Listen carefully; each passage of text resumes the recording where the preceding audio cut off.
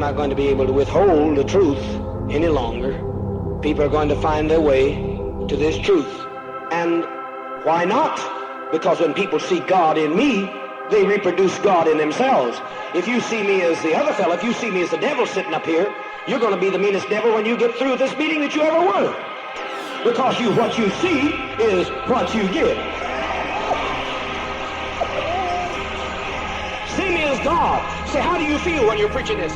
Never do I feel so good. I'm just laying it out just like it's plain as a day. I'm just laying it out so you can smell it, breathe it, and see it. But sometimes I'll speak in parables. And when I speak in parables, inside I'll be choked up and my chest will feel tight. But when I say, I am, when I say, I am God, when I say, I am God, when I say, I am God, who come on, shut up. You didn't question him. You have to be away from him to start to think with some sort of clarity. Very possible that there were things put in the food that made us more complacent. Sometimes Jonestown is a big blur to me. So he promoted constant fear, but I will never believe that everybody just said willingly, oh yeah, we're going to die together for the cause. No. And when somebody tells you the end justifies the means, they've just told you that you are the next means to whatever end that they happen to espouse. You know, that's what's so funny about the closed loop, is that Jim was copying society and becoming cult-like. Now I see a cult-like society copying Jim. Was People's Temple an experiment? I don't know. It was a bizarre time, I'll tell you that. It started out one way and ended up being something else. Welcome back to Transmissions from Jonestown. This is episode 13, God's Highway. I'm often asked why I continue to examine the tragedy in Jonestown. Many years ago, when I first discovered the death tape and analyzed it for clues, I found myself sucked into what some people call the Jonestown vortex. Every time I found an answer to a question, curiosity led me to ask a million more. I wanted to wrap my mind around how and why the people in Jonestown died. What might seem like a simple question really isn't. Everyone has their story and perspective. Even the facts are in dispute amongst experts regarding how and why the tragedy occurred. But as we know, it did occur. On November 18, 1978, 918 people died in a mass murder-suicide in Jonestown. I wanted to know why, and in fact thought the world needed to understand it so that it doesn't happen again. Every twist and turn of the story led me down a rabbit hole. Rogue CIA agents, body doubles with fake mustaches, mysterious deaths, MK Ultra, the Symbionese Liberation Army, and so on. Mysteries light the fires of discovery that drive my desire to go deeper. But understanding the motivations of the people of Jonestown, of Jim Jones himself, is a mystery that many a red herring distracted me from. I began to realize that truth might be found by identifying the source of Jim Jones' power. The source of all Jim's power was his people. The Attention Span Recovery Project would like to remind you that the truth about Jim Jones and the People's Temple may never be found in the many books and films, and yes, even podcasts that examine everything from an outsider's perspective. As always, we encourage you to do your own research and form your own opinions. Because we're dealing with eyewitness accounts, insights, and opinions of people who volunteered to share their stories, I highly encourage you to remember that everyone has their unique perspective. Opinions are not facts. The truth in regards to People's Temple can be a rather abstract concept. The last 3 years has taught me a lot about cult mentality, isolation, catharsis, and the power of fear. Information is powerful and ideas can be dangerous. In this confusing time of legend, lies have teeth that can rip apart nations. Conspiracy theories form constructs not unlike fundamentalist religions, and the future is obscured by an invisible, highly contagious viral enemy. The crisis of 2020, for those of you listening 20 years from now, here's hoping, has drastically changed my perspective. All this time I was searching for the truth, I ignored the psychedelic elephant in the room. former members of the temple, the survivors, have as many questions about what happened in Jonestown as I do. The temple functioned on a need-to-know basis, and everyone has their unique position. Every November, there is a gathering of former members on the anniversary of the Jonestown tragedy. There, they share stories about their lives and memorialize their lost loved ones. Throughout the years, these stories have come together like pieces of a puzzle and form a much clearer picture of life in Jonestown and what it was all about. I've spent the last 3 years gathering stories and insights from as many sources as would allow me to interview them. I invite you to forget everything you think you know about People's Temple in Jonestown and let go of your outsider's perspective. As I stop snooping around the temple's foggy windows and going through their trash, and cross the threshold to go inside. The story's told just a little different. It's like 4 people is on a corner watching an accident. Mysteries linger in our minds long after we discover them. Logic dictates that the answer is out there if we just dig deep enough. Searching for clues lures us into an excited state of heightened perception. Each new discovery draws us deeper into the mystery while sharpening our ability to recognize the synchronicity of all things. Haunted by a mystery, we find that same synchronicity in our day-to-day lives, forever altering how we see the world. Sometimes you have to ask yourself, is everything I think I know wrong? If you have any question, you out there, and the reason I'm talking so in absolutistic terms, I've got you Tom, I think, sitting here masquerading as a Baptist, and I know you're an investigator, and you know also that little thing you got recording. It's about the size of a lighter, because I don't smoke these filthy capitalist cigarettes. I want you to get everything taped. I'm not even taking it from you, but I'm going to take your life. Your life's going to be gone in June. You're going to be gone, and I won't even move my finger. Not one of my people will move their finger. I'm just going to breathe on you in a mirror, and you'll be finished, because I have a picture of you in my mind, and my mind's just not like any mind you ever seen. And so I'm going to outpicture on you and reverse the energy. You're in trouble, brother. The mysteries surrounding Jim Jones and the People's Temple were the theme of the first season of Transmissions from Jonestown. If you're joining us for the first time, I highly recommend that you stop here and listen to the first season. The story of People's Temple has many twists and turns, and not all of them will be revisited. We've received many anonymous tips from listeners doing research and solving mysteries of their own. You, the audience, have become a part of this now as you search for clues and come to conclusions. A reoccurring theme amongst questions we receive concern mysterious deaths attributed to the temple and Jim Jones before going to Jonestown. The following is an excerpt from an email I received from a family member of a former People's Temple member. She wishes to remain anonymous as she's still frightened for her safety and that of her family. This is what the email said. Long before the Jonestown massacre, Jim Jones was killing people in Ukiah. Many people who opposed the church were killed. They always made it look like a suicide or an accident. None of it was properly investigated because the assistant DA was a temple member. The temple took over Ukiah and had the police in their pocket. The sheriff of Mendocino County was corrupt. In 1966, Jim Jones paid a tow truck man to run a family of 4 off a cliff. The family survived, but their baby daughter died. They'd been talking about leaving the temple. It was never investigated. How much I desire to take that river to a point of no return to mortal subjection.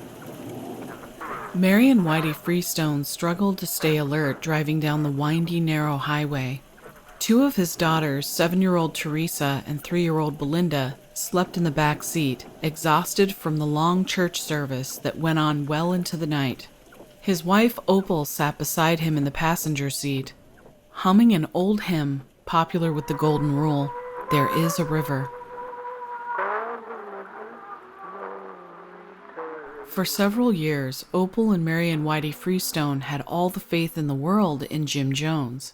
When they left Indianapolis to follow Jim Jones to his utopia in California, they turned over their money and property. He promised them safety from the nuclear war he prophesied was coming. An article Jones read in a magazine said that Ukiah, being west of the Sierra Mountains, was downwind from any possible fallout caused by the bombs after they exploded over the big cities. The caves that dot the landscape throughout the valley would give them a place to hide and a chance to rebuild a better world out of the rubble of this broken one.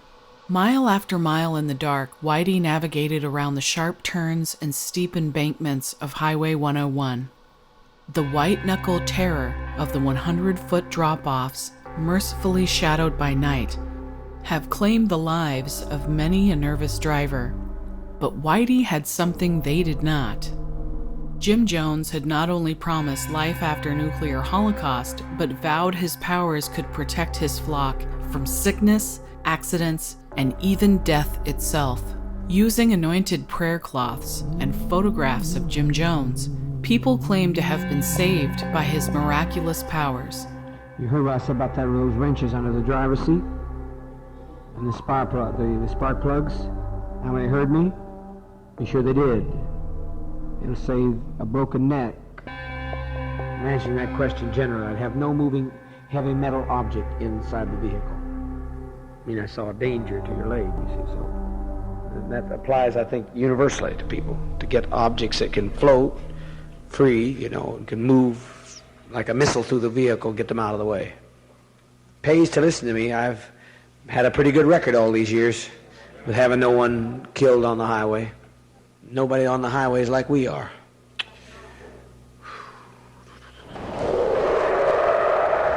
On October 16, 1966, Whitey Freestone's car went over an embankment while driving on Highway 101. The accident claimed the life of his youngest daughter, Belinda, and left him disabled for the rest of his life. Jim Jones and his psychic powers to protect his followers from car accidents, not to mention the efficacy of the anointed prayer cloths, had been tested. If Whitey Freestone planned to leave the church and was waiting for a sign, this was it. But the Freestones didn't leave People's Temple for 5 more years. Now the time has come for you to join us, socialist comrade. Get in fully, we need you, because this has saved your life. That cloth being on your body would save you from a tragic accident. Keep it down. Just weeks after the accident, Jones speaks about it during a temple meeting. He praises Opal Freestone, who has just lost her 3-year-old daughter Belinda, for accepting his divine revelation that God has called her child to a purpose beyond, out of this uncertain plane. Conversely, moments later, Jones reprimands Whitey Freestone for not being a good spiritual helpmate. The audio you're about to hear was recorded in 1966 at Ridgewood Ranch. This is one of the oldest recordings in the People's Temple audio archive. How blessed we are that a mother can sit here and stand up and tell us, as Opal did today, she thanked God for our love, because a divine revelation came about her child. But yet on the contrary part, her helpmate, he is really no spiritual helpmate at all at this stage of his unfoldment, has stood in this assembly room and heard the prophecy of God speak with infallible certainty. The next time we have a car accident, it will be fatal. Jim Jones disliked Whitey Freestone even before the accident, referring to him as someone from a lower plane of existence who lacks moral character. This is a tactic Jones would often use on temple members he feared might have doubts or questions about his paranormal abilities. If he couldn't gaslight Whitey into believing he was spiritually bankrupt, then he could at least convince everyone else.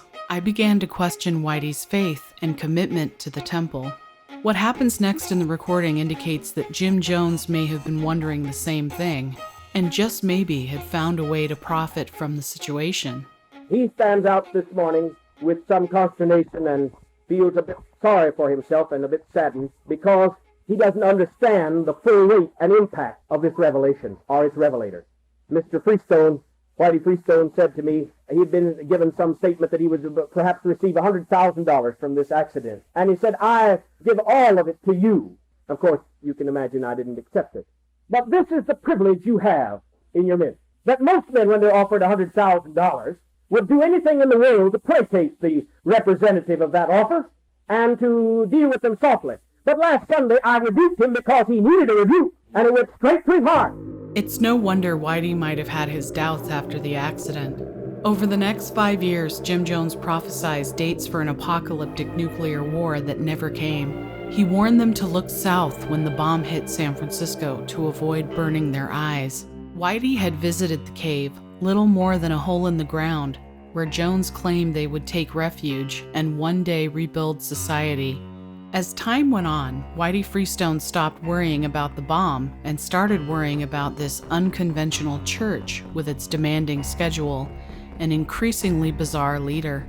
Later, in a rare interview, Whitey would claim he never believed in Jim Jones, that he had only stayed with the church because of his wife, Opal. But I really couldn't see it myself. I really didn't believe it, you know. But I had to come with her because she thought the sun just rose in him.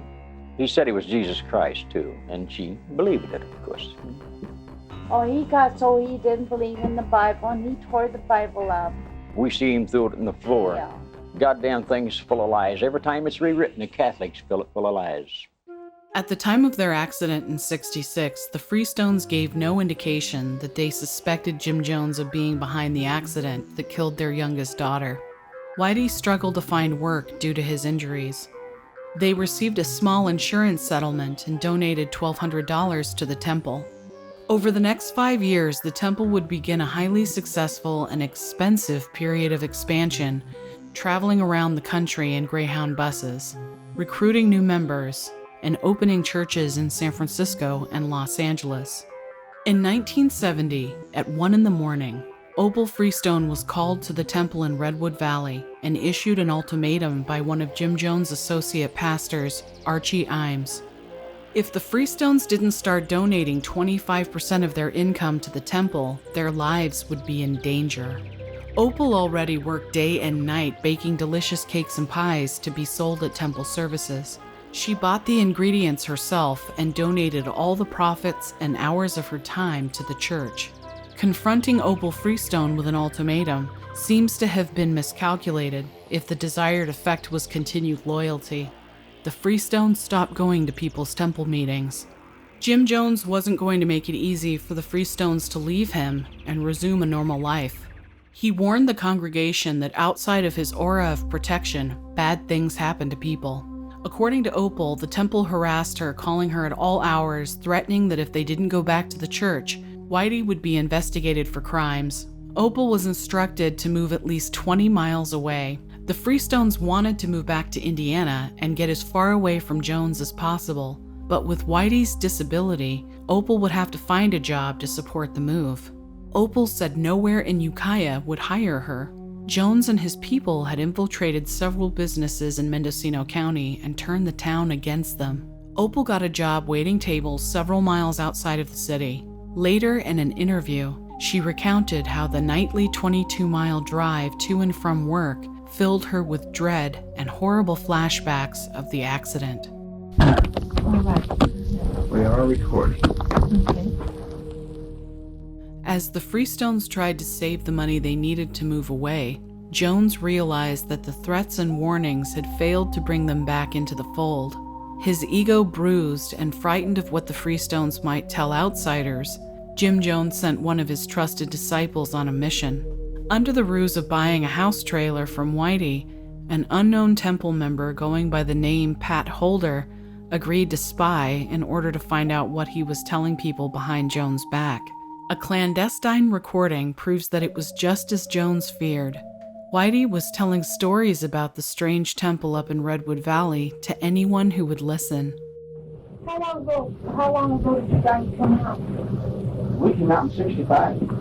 Northern Graham, we had an awful accident in 66. It was coming from Ridgewood Ranch, the Christ Church to go to the rule church meeting on Sunday night, about 10:30 at night. And I thought, well, shoot, I almost slow down, let him go. That's all of us could. He cut into my side, just like he started around. Like I thought he was going around me, but he cut into my side and shoved me right off that mountain. We were 300 feet down, there at the bottom. Killed a baby, 3 years old. Caved my chest in, broke my breastbone across here.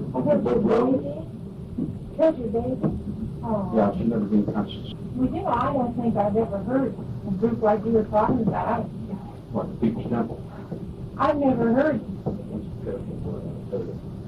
Well, see, he doesn't preach the Bible. He preaches out of his own books. He preaches reincarnation. It seems really unusual. He's supposed to be. Everybody thinks he is. Reverend Jim Jones, Disciples of Christ denomination. No, sir. I could take a shotgun or I could take a gun and just fill it full of lead. Just killed him dead right there on the floor, and I never went to sleep over it. That's just how much I hate him. Now, that's awful to say a thing like that, but it's the Godamites truth. He took us for several $1,000s. Just because my wife thought she worshipped the ground that he walked on. He had his bugged. What, brainwashed, you know? I'm glad they waking up too. Boy, don't let them tuck you in or suck you in out there. I'm telling you, keep your children away from them. They might try to talk you into letting your children come. Join the church. God Almighty, don't do it. Something interesting to note about this recording is the temple clearly hadn't perfected its spy game yet. Years later, People's Temple would successfully spy on the Guyanese government and manipulate powerful political figures in Los Angeles and San Francisco. Pat had made a tiny mistake. Marion Whitey Freestone went by Whitey to his friends, but Marion to strangers. So when she refers to Marion as Whitey in the recording, the jig was up. Is your first name Whitey? What do you call me, Whitey? Marion, my first name. Marion? I thought that lady in the laundromat told me your name was Whitey. Everybody calls me Whitey. My name's Marion. Marion. But nobody knows my name. At the time, few people had spoken out against what was going on behind closed temple doors. Jim Jones' obsessive paranoia over the loss of a few parishioners would be comical if this was just another church. But as we all know, People's Temple was never just another church. Opal and Whitey Freestone did something Jim Jones' revelations had failed to see, yet he always knew was coming. They went to the press. They told Carol Pickering of the Indianapolis Star that Jim Jones was a charlatan who used mass hypnosis during faith healings and created an atmosphere of terror for anyone who attempted to leave the church. They said Jones kept a .38 caliber pistol behind the podium during church services. He was frightened of being assassinated and had armed guards around him at all times. There was a man named Whitey Freestone, an old honky bastard.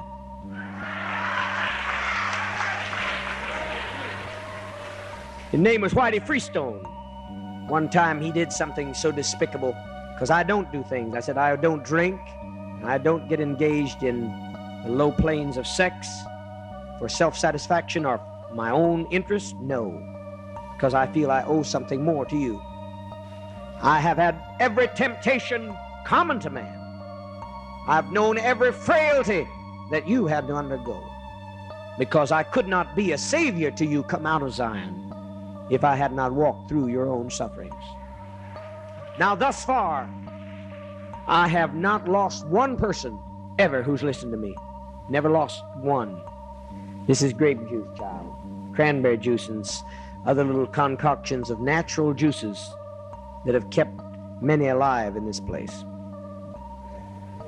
because I've anointed it to be so. Lester Kinsolving, an ordained Episcopal priest and religion editor for the San Francisco Examiner, was writing an 8-part series of articles that would have been the most critical coverage of the temple to date. In an article titled The Reincarnation of Jesus Christ in Ukiah, he interviewed the Freestones, itemizing their complaints against the temple. They spoke about Jones' doomsday prophecy and the cave that was in fact just a hole in the ground. Whitey showed Lester a survival kit filled with medical supplies and vitamin pills he claimed were a staple part of the temple's diet regimen. Lester noted the pistol holstered on Whitey's hip during the interview, and Whitey responded, "We're scared of those people at People's Temple. As soon as we can save enough money, we're moving out of here." I know someone by the name of Whitey Freestone. Whitey Freestone will never survive. He will never live on the next dimension. He is too base. He's lower than the animal level. He will not survive. The soul that sinneth, it shall surely die. The Hebrew says the spirit, the psyche that is basically sinful or degenerate will not live. It will surely die.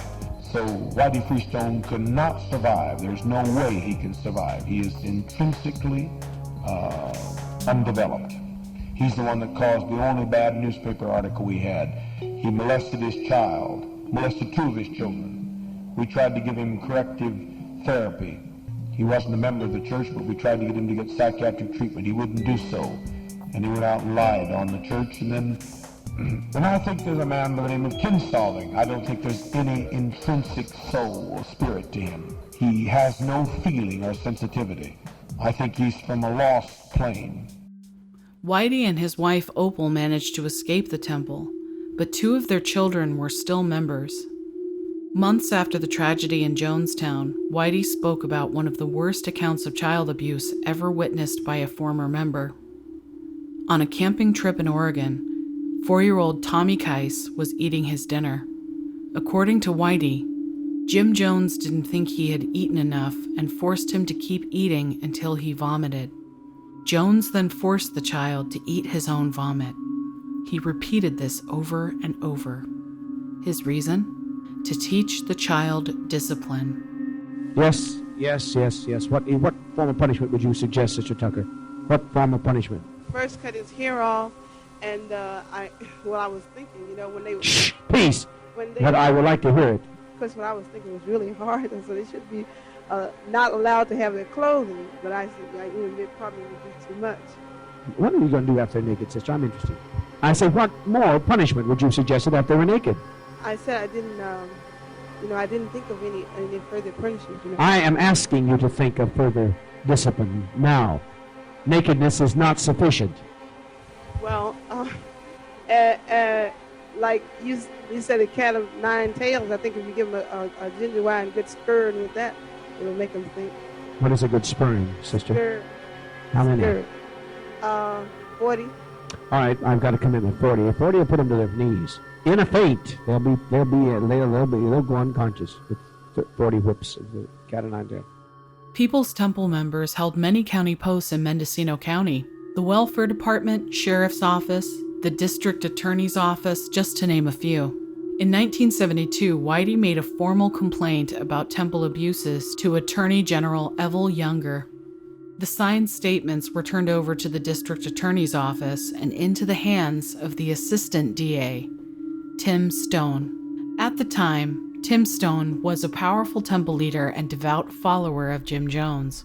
Whitey claimed that Tim Stone showed the statements to Jim Jones and used his influence to end the investigation. Whitey also claimed that some of Jones' disciples had made an attempt on his life by tampering with the steering mechanism of his car. Even after the tragedy in December of 1978, a month after Jim Jones was dead, the threats against the Freestones persisted. An anonymous caller, identifying himself as a representative of the West Coast Auxiliary Guard, informed police that 2 hitmen were coming to take care of the Freestones. Real or not, the threats proved that even after death, Jim Jones could get to the Freestones and fill them with terror. Gripped by the terrible images of mass murder-suicide all over the news and stories of temple hit squads Jones called his angels, the Freestones knew they had barely escaped with their lives. It's not a happenstance that some of you were nearly involved in accidents last night and you called on my name. It's not accident. It's not accident. It's not accident that some sitting on the front row, a car catches fire and a tire rolls and no one has their hands on the wheel. It's not an accident. No. I'll tell you, why don't you just try to accept it? You don't understand the law of electricity. Why don't you try to use me? It works. It works. No longer a dream, but he's real. He's answered our prayer for the kingdom to come on earth among men, and his will to be done. 10 years after the Freestones' car went over a cliff on Highway 101, another temple member would die in an eerily similar accident. Longtime People's Temple member Maxine was driving up Highway 101 at 6 in the morning when her car flipped. Her body was crushed and she was killed.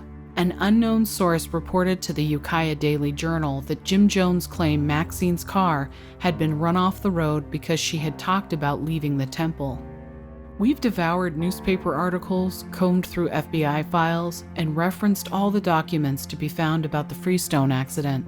The story we've uncovered fits the narrative of the mysterious email. The assistant DA was a loyal temple member, and temple members were in fact everywhere in Ukiah.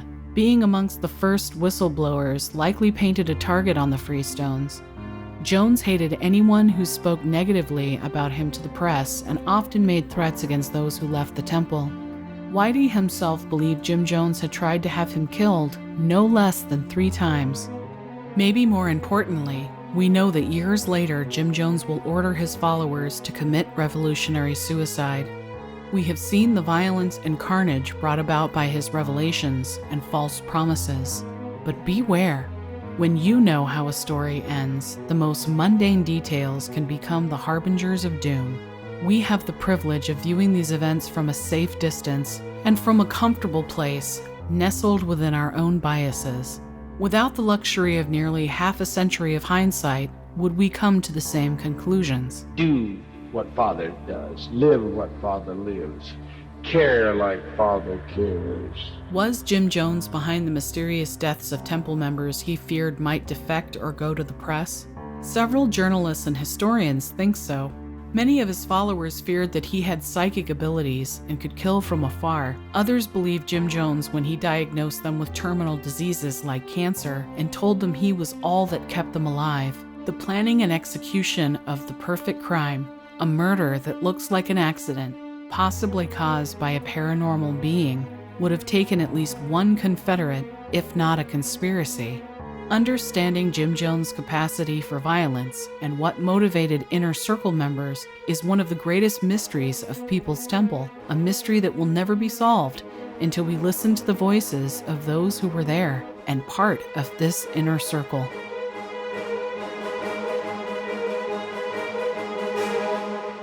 You know, I am the greatest living authority on anything related to People's Temple from 1963 to 1970, December 1976. Now, I say that jokingly, but in a way it's true. That doesn't mean I knew more than anybody else. It's just everybody else is dead. Mike's family joined People's Temple in 1959. Though they were from what is referred to as the Indianapolis era, Mike and his family met Jones in Ohio while he was preaching on the road. His mother, Patty Cartmel, quickly became one of Jim Jones' most trusted members of staff. Mike himself was a member of the church for 17 years. He rarely does interviews, but given the state of our country today and his unique insights into what is considered to be the most infamous cult in America, he graciously agreed to share his experiences with us and help us set the record straight. Mom and I had a kind of a tough relationship, but she was always trying to correct me, and we had kind of a battling relationship. But she would have said, no, he's always trying to fuck things up. He's not trying to set anything straight. I do believe that, the obligation of the survivor is to tell a story. The question is, how do I do it? Okay, so I do it by writing articles that take my interest or that inspire my interest, and then, by making posts on Facebook, which, as you say, are done to set things right. So what do you remember about Whitey Freestone? Whitey was a very bizarre character. He had some strange incidents in the church where apparently he was sexually aggressive with a couple of the nurses. He was kind of an easy figure to poke fun at, too, because he was such a strange character that, Jim was always criticizing him for, one faux pas or another. And the incident with the nurses in the hospital was very serious. And Jim had to use all of his political pull in order to keep that out of the papers and keep Whitey out of the public eye as well. The church went through several iterations in terms of A, its message, B, its locations, and C, its population. The church in Indiana and Ohio was really kind of a Pentecostal church in terms of its population. A lot of working class, white people who were evangelical Christians in their outlook and in their attitude, and just saw Jim as a modern day prophet because of his, paranormal ministry. And so that was one group, and that was the group that first came out to California. The next iteration, of course, was more black people. And the next was more young, disaffected white people who were joining us because we were probably one of the few organizations in California that was really committed to opposing the war, to securing civil rights for people of all races, and generally positive social justice message. Whitey was the first iteration. And those people, if you were to attend a church meeting in, let's say, 1971 or 72, you'd look around and say, just what an odd mixture of people. And that's because it was composed of so many different subcultures, if you will. On October 16, 1966, Mike and his family rode home from a temple meeting at the Golden Rule.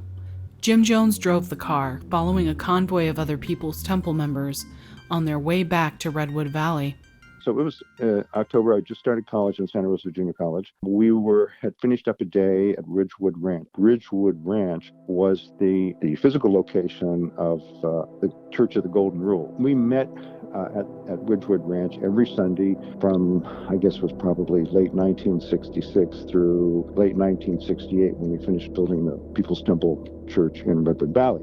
So we were on the way from the Ridgewood Ranch back to Redwood Valley where we lived, or Guyana where my mom and dad lived. And what's important to know about the drive is that it's on 101, a very mountainous section of the road. There are, some guardrails protecting people from the overhangs, from falling off the overhangs and all that. But it was very modestly protected. There were a few side protections on the road, so you had to be careful coming down this 101. It was a fast highway. There was a point at which the 4-lane highway became a 2-lane highway. It was at that point that some drivers smashed into Whitey Freestone's station wagon, and it went over the cliff. Well, we pulled up to that area just after the accident, and we stopped because there were a number of temple members with flashlights who were out, looking down the side of the mountain to see what they could see. And so we pulled over to check out the incident. And Jim was actually driving our car. We were taking him home that night for whatever reason, so he was driving the car. So we pulled over, and he gets out, and Mom gets out, I get out, my sister gets out, and we're all looking over the hill. And, we learned from those who were standing by that Whitey's station wagon had been hit and had careened over the side of the mountain and was down somewhere in the ravine. And so Jim had a flashlight, and he said, my place is down there. So he started to walk down the side of the hill, but it was really cliff-like, and there was no walking down it. And so he immediately fell on his butt and just started skidding down. And I jumped off the cliff to follow him down, thinking that I would somehow be able to save him, not realizing that it's rather absurd. It was so funny because when I started to jump off, a couple of guys behind me helped push me off so that I would get down there as quickly as possible to help Jim. And I had no idea where the hell we were going, except we were just careening down the side of this cliff. It was like a bizarre kind of amusement ride, and it tore up my pants because we were riding down on our backside. It tore up my pants, tore up Jim's pants, but he had the flashlight in his arms, and I could see him, and he could see me when he looked back. And so we must have gone 200 or 300 feet, and then we stopped at the bottom of the ravine. We both stopped simultaneously, and he said, "Hey, are you okay?" And I said, "Yeah, I'm okay. Are you okay?" He said, "Yeah, I think so." And I noticed he had flip-flops, and I said, "Hey, why don't you wear my shoes? Because I know, you really need to get to the station wagon, so to Whitey's car. So you take my shoes, and I'll take the flip-flops." And he said, "Yeah, that's a good idea." So, we switched off, and then he went over there, and I went over there. It was eerie because one of the wheels was still turning. There was no sounds coming out of the car. None. And we knew it was bad. And about 2 minutes later, firemen show up, and they came down the hill on these wire cables. I mean, they weren't being carried in that sense, but it was so steep that they had to hang on to those, and they had the cables were moving up and down to move stretchers and equipment to move the car out of the ravine. And so we looked around the site, and Jim couldn't get in the car. We tried to get in and couldn't get in, and there was nothing. I mean, there was no sound at all, no movement in the car. And Whitey was in the car. Opal was there. Opal's Whitey's wife, and I don't know how many other people were there. So anyway, Jim and I get back at the top, and we go back to the top because we're pulled up by the cables that the firemen had brought down, and so we're being pulled up to the top. We go to the hospital. We were okay, except I tell you, my butt was pretty badly scarred up. So they released us. Jim stuck around. I had to leave because I was going back to school the next day. Miss Whitey's youngest daughter was killed in that accident. The incident had a major effect on my relationship with Jim. I had always been close to Jim up to that point because when we were still in Ohio, my mother sort of organized his Ohio trips. Jim's actually from Indiana, but he had a circuit riding mission which would take him to Ohio every 3 or 4 weeks, and he would preach in various churches around the state. And my mother, who was very ambitious in that way, became his Ohio secretary. So he stayed with us a lot. So I got to know him pretty well. And he and I had a very friendly relationship. And I genuinely admired him. And he understood the depth of my family's dysfunction and was very empathetic with my position in the family and was very concerned about my well-being. And so he was like a favorite uncle to me. I so admired what he was doing because he, seemed to live what he preached. We'd had a good, close relationship. But the accident and my jumping off the side of that cliff to follow him down transformed our relationship in this way. It made us even much closer, and he came to see me as somebody he could really trust. The next weekend, when I came home from school in Santa Rosa, he dropped by and said, I want you to know how much that meant to me. He said, in my life, no one has ever exposed themselves to that level of danger to protect me. I can never forget this. And so that was the beginning of my rise in the hierarchy of the People's Temple, because he felt that he absolutely could trust me, and he could. So that was that incident in a nutshell. Jim Jones' presence at the accident and his attempt to rescue the Freestones might explain why Whitey was never suspicious of Jones early on. Jim Jones had literally jumped off a cliff after his people in an adrenaline-fueled, rare moment of heroism. If you're thinking that this is out of character for Jim Jones, the fact that Mike was so moved by his heroism that he followed him down into the steep ravine says volumes about what we don't know about Jones' character or how his followers perceived him. 12 years before the tragedy in Jonestown, a 17-year-old boy had seen something in this man that inspired death-defying devotion. This moment would come to define Mike's relationship with Jim Jones and shape the course of the next 10 years of his life. In Jonestown, Jim Jones required his flock to earn his trust and prove their loyalty by risking their lives. The further you were willing to go for Father and the cause, the more important your role in People's Temple would be. People didn't always understand the risks when following Jones' orders, but those closest to him knew he went out of his way to make situations more dangerous.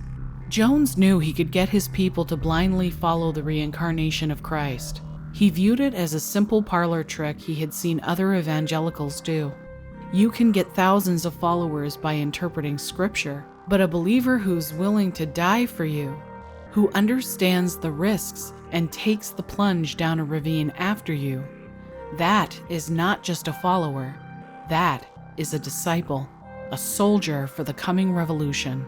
I mean, the risks and chances we took, right out of a goddamn movie. That's what pissed me off. We did all this, and why did we put ourselves at such real risk here? We're not talking about, some theoretical hazard. Driving on Highway 101 in the dark when you're well rested and in perfect weather is risky. The accident that killed Maxine Swaney would have likely been impossible to choreograph. The car slipped off the road and flipped several times, throwing Maxine from the vehicle and crushing her. Her husband Nathan survived the accident and eventually went to Jonestown, where he died in the mass tragedy. Maxine helped run a care home located across from the Redwood Valley Temple. Her patients and family were devastated when she died. The care home provided easy and sustainable income for the temple, and the people who ran them were highly valued members. Maybe what happened to Maxine was just an unfortunate accident. It's possible Nathan Swaney, exhausted by an all-night meeting, simply fell asleep while driving. Before going to Jonestown, that's exactly what Nathan said happened. I asked Mike about other mysterious deaths attributed to Jim Jones in the temple.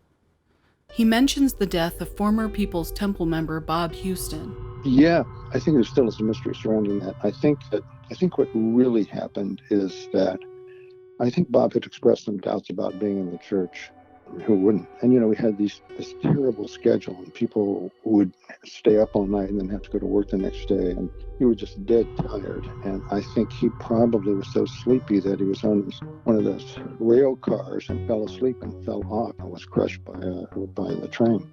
I know that happened with Maxwell Swaney. So, and of course, the first thing that had to be addressed was making sure, in a situation like making sure that everybody knew it wasn't Jim's fault. Jim had tried to warn somebody or keep them from going, but they left anyway. And in Bob's, somehow I remember that in Bob's case, we kind of thought that he spent too much time contemplating leaving, and that's why Jim had to put him down. I mean, it was just, shit like that. So was anybody ever really subject to violence who left? I just don't know. It wouldn't surprise me, but I just don't have any personal knowledge of it. Jim was afraid of calling too much attention to himself in the legal world, because remember, he spent a lot of time building up relationships with people in government. So he would not have wanted to put himself at risk. Bob Houston's body was found mangled along the railroad tracks, his gloves neatly folded on the coupling. He was a probation officer during the day and a railroad worker at night. Bright and conscientious, Bob was known to be a hard worker. Everyone was shocked when his death was ruled an accident, and the predominant theory was that Bob had fallen asleep and been crushed by the train. Jones privately claimed that Bob had somehow wandered out of his aura of protection and paid for the misstep with his life. Bob's family heard rumors of foul play. There was a story floating around that Bob had a disagreement with temple leadership and was threatening to defect just days before his death. Bob's father, Sam, a photojournalist, heard the rumors about his son's death as well as what people were saying about Jonestown. When Sam's two granddaughters, Patricia and Judy Houston, were sent to Jonestown, he decided to call upon an old friend to intervene. Before becoming a congressman, Leo Ryan taught government to high schoolers. Bob had been one of Leo's best students. Frightened for the lives of his grandchildren, Sam appealed to Leo Ryan, asking him to go to Jonestown and investigate the church that may have murdered his son. As most of you already know, the rest is history. It is a congressional inquiry, and I think that all of you know that I'm here to find out more about questions that have been raised about your operation. And I can tell you right now that from the few conversations I've had with some of the folks here already this evening, that whatever the comments are, there are some people here who believe that this is the best thing that ever happened to them in their whole life. Drawing the attention of a sleeping giant, a formal congressional investigation into human rights abuses was the embodiment of Jim Jones' worst nightmare. Leo Ryan's visit to Jonestown would be Jim Jones' final attempt to put on a good show and be the humanitarian prophet he claimed to be. But by then, his lies and deceit were bleeding through the beautiful picture Jonestown presented through films and pamphlets. As Mike said earlier, after Bob's death, the first thing that had to be addressed was making sure everyone knew it wasn't Jim's fault. Being outside of Dad's sphere of influence covers for the fact that there was an accident Jones could not prevent. Claiming that Bob was thinking of leaving the temple explains why Jones wasn't willing to resurrect him and could have been designed to strike fear in the hearts of anyone questioning their faith. Jim Jones' people aren't supposed to die unless he orders them to. So the mystery remains. Prior to November 18th, did Jim Jones orchestrate the murder of any of his followers who wished to leave the temple? A lot of people in the church were given to conspiracy theories. And this sounds like the kind of conspiracy theories I hear from time to time about, murders in Redwood Valley or Ukiah or some such place. And trust me, we weren't murdering people at that point. We just weren't. We were working very, not closely, but, Jim was really on first name terms with all of the politicos in the area. What would have been the point? I mean, if we're going to murder anybody, we'd have murdered Lester Kinsome. We wanted to make their lives miserable. We were happy doing things that would do that, but we hadn't crossed the murder line at that point. And, murder is, particularly planned murder is a hard thing to pull off because there are always these bizarre circumstances that get in your way, Jim would never have left it to chance like that, we weren't murdering people at that point. In almost every case of a mysterious death attributed to the temple, you hear about temple members who worked in the welfare department, in the district attorney's office, and in the police department. Wouldn't it be easier to get away with murder if half the town was in on it? Well, that, of course, is the underlying theme of most murder mysteries. And is it possible that would happen? Yes, but you can't corrupt everybody. And there are honest people who want to do their jobs and take the facts wherever they lead them. Now, can people be corrupt? Yes, absolutely. But generally speaking, the people we had in these organizations were not we cultivated the high-ranking people, but our people were in very low-ranking positions, except for Tim Stone. The fact that one or two people may be corrupt doesn't mean that everybody is. And sure, Ukiah is a small town, and Revered Valley is even smaller. But the people there are the people who are in law enforcement and these oversight agencies. They're pretty damn professional. I don't mean to be defensive, but I worked in those organizations and I saw those folks, and it was seeing how high quality they were that inspired me to leave the church and live the kind of lives that they were all able to live. So, I think that argument your argument is one that I'm not saying it's yours, but as a devil's advocate, that is the thesis which underlies every conspiracy theory, that all government people are corrupt and they're all bought off and they all conspired. I mean, that's one of the underlying supports of the truther movement, right? Or the flat earth movement, or the group that denies that we ever landed on the moon. It's this, there's all this corruption and everybody is on the take, and all you have to do is get somebody. Well, come on. I mean, really, somebody's going to sacrifice their career and their professional reputation? Yes, somebody might, but everybody? No. These people didn't get to those positions without having some kind of decent character. So I think that's kind of a bogus argument. I mean, could it have happened? Yeah, anything can. There is a dark corner of the universe where the laws of reality and science don't apply, and in that dark corner you can say that all these conspiracies have occurred, but you have to also say that Santa Claus exists and Superman exists and 2,500 gods that people have believed in exist in that same dark hole.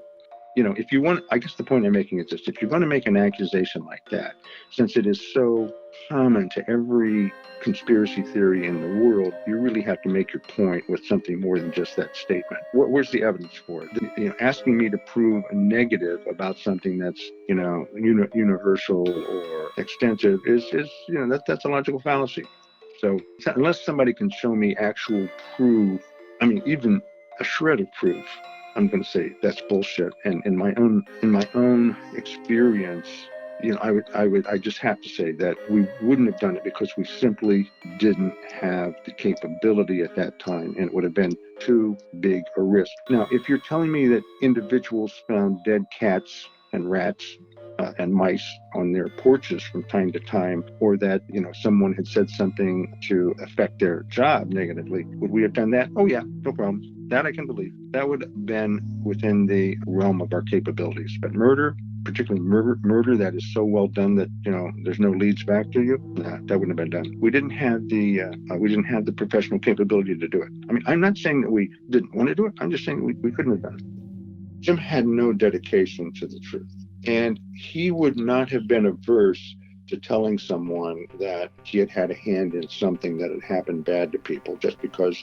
he wanted to establish his credibility about his overweening power to wield, that he could wield any way he wanted. So I'm sure he was not averse to taking claims for deaths of people that he had nothing to do with. Jim Jones' complicated relationship with his followers and his fear of the truth were the source of many plots and conspiracies found in every layer of Temple's history. Looking at these accidents decades later, we cannot help but view them as a tiny part of a far larger conspiracy that eventually ends in tragedy. Retracing our steps through the rubble of People's Temple in an attempt to find the truth is an ominous trail of breadcrumbs to follow. Fact and mythology meld into one as time has its way with memory, and the internet sifts the most compelling and often least sourced versions of the truth to the top of our Google search. If we can go back to the beginning, to a time before nightmares of car accidents and nuclear bombs kept Jim Jones awake at night, maybe we can identify the source of some of those fears.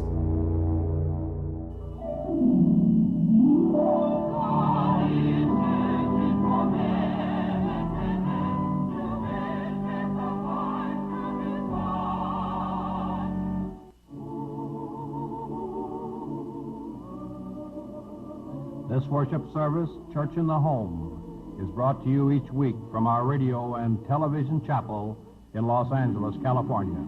Now here is your radio and television pastor, Fred Jordan. Our God and our Heavenly Father, we thank Thee for your Son, Jesus Christ, who said, "Suffer the little children to come unto me, and forbid them not, for of such is the kingdom of heaven." We thank Thee for these precious little darlings that have come to us today as our guests from the far-off land of Korea. We pray that You'll bless them. Bless these parents who are filled with all kinds of emotions as they receive today the new little babe that's going to go home with them to distant states and to become their very own. In the name of that same Christ we pray. Amen. It's October 1958. Jim Jones and his wife Marceline appear on the television program Church in the Home, hosted by evangelist Fred Jordan. Fred Jordan's ministry has sponsored the adoption of several orphans from Korea. Jim and Marceline are about to make their dreams of starting a rainbow family, a family of needy adopted children from every race, a reality. And now we have a minister and his wife here from back east, and we're so happy to have them receive 2 children from our orphanage today. I want them to come right now. Mr. and Mrs. Jones, God bless you. Oh, it's so wonderful to have you here. I wonder if we could just have a little testimony of your experience. When did you find Christ as your Savior? 6 years ago, I found Him as I was pastoring a formal church.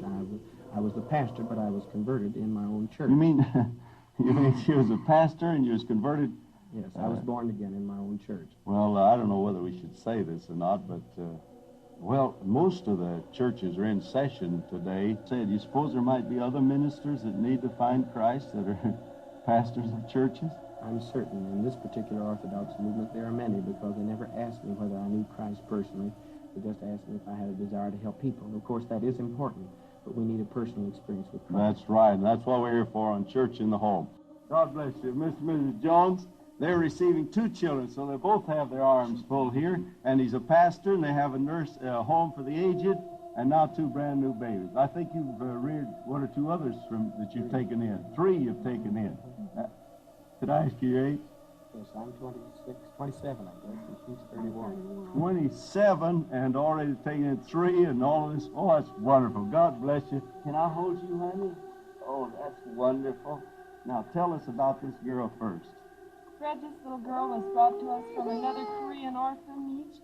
She was very sick and malnutrition there and neglected, and a GI saw her and had real compassion on her and asked us whether we would take her in. She had a very bad infection from a burn on her leg, and she responded beautifully to love and treatment, and we're so thrilled to see her have this privilege of coming to the States. Isn't that wonderful? And look at that pretty doll. Where did you get?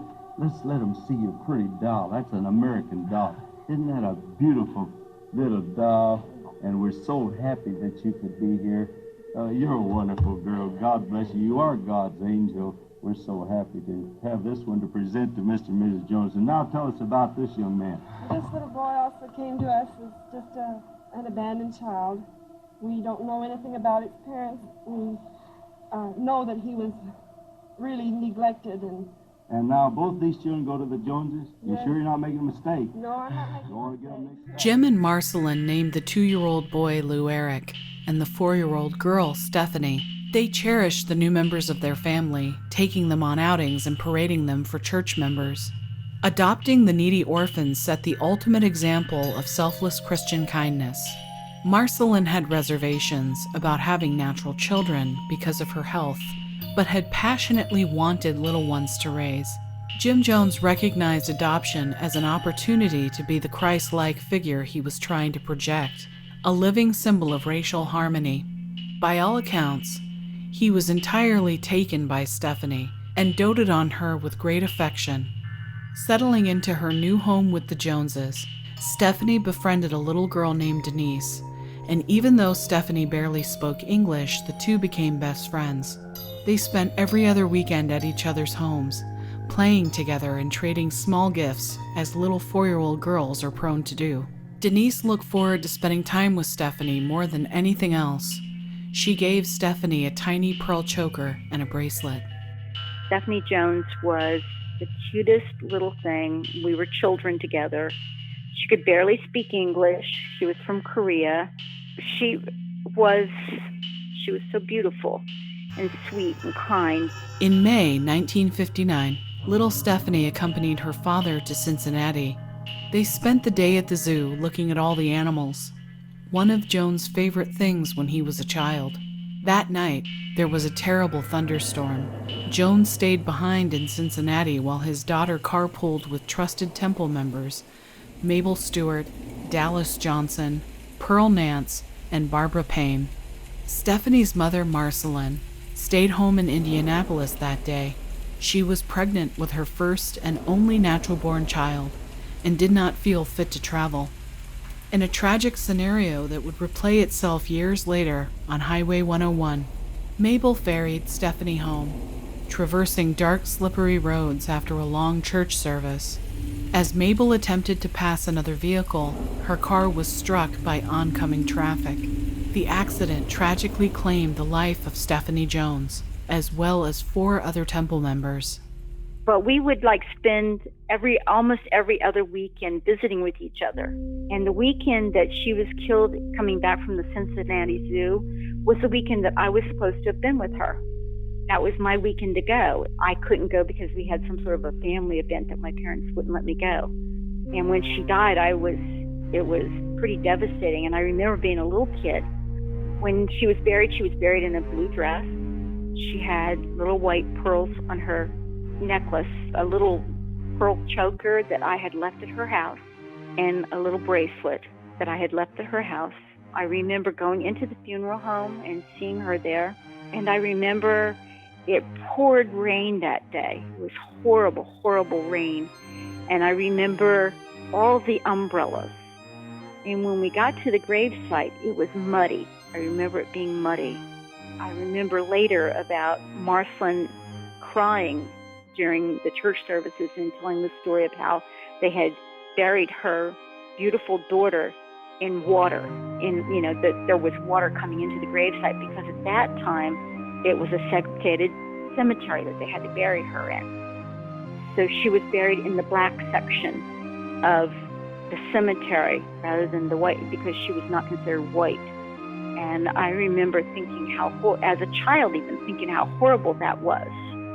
And that's what I remember about Jim and Marceline in the early days, that struggle to try to bring equality into the world, to try to bring that kind of civil justice where people were considered people regardless of the color of your skin or what your background was. But somewhere along the line, the message got blurred. In a note believed to have been written by Marceline, she remembers the funeral. The cemeteries were segregated and our daughter was Korean. Blacks and other third world people were buried in the lowlands where water often stood inches deep. Jim was told that he and I could have our child buried in the white section.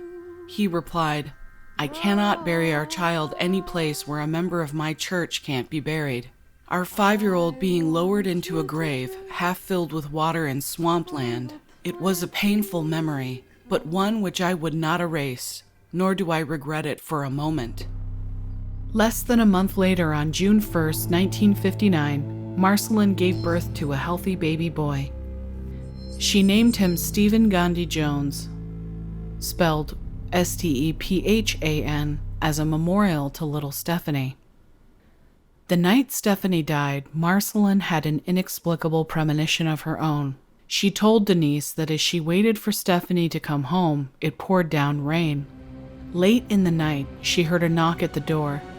When she answered, Mabel Stewart and Stephanie were standing at the door, dripping with rain and drenched to the bone. Marcelin rushed off to gather some towels to dry them off. When she returned to the door, they were gone.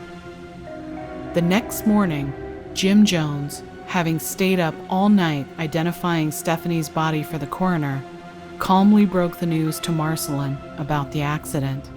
She was in disbelief. Stephanie and Mabel could not be dead.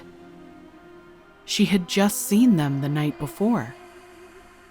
On the day of Stephanie's funeral, as her tiny coffin was submerged in water, Marcelin remembers that horrible night and the image of her daughter, soaked in water, shivering at the door.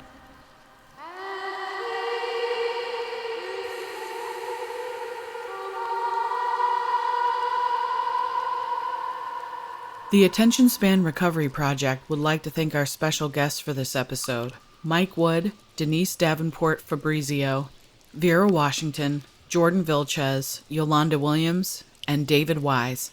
We would also like to thank the Jonestown Institute, otherwise known as the Alternative Considerations of Jonestown and People's Temple. Their website can be found at jonestown.sdsu.edu. The Institute houses a massive collection of People's Temple research, lovingly organized and curated by Fielding McGee, Rebecca Moore, and countless others who have donated their time and effort to ensure these materials will live on forever. This program would not be possible without listeners like you. The Attention Span Recovery Project acknowledges your devotion and admires your dedication. If you would like to support this program, we encourage you to donate food at your local food bank, buy warm jackets for the homeless in your neighborhood, or volunteer your time to help the betterment of mankind. End transmission. When something is lost around the house, I realize that a miracle takes place called a flashlight. A miracle takes place called a lamp. If I shine light on something, suddenly I can see it. What I'm trying to tell you is that we're in a world full of covered up truths, and we're going to bring the truths right out into the open so that people can see it. We're going to shine a light on everything that's covered up until the whole world is able to see it. It's just nature, honey.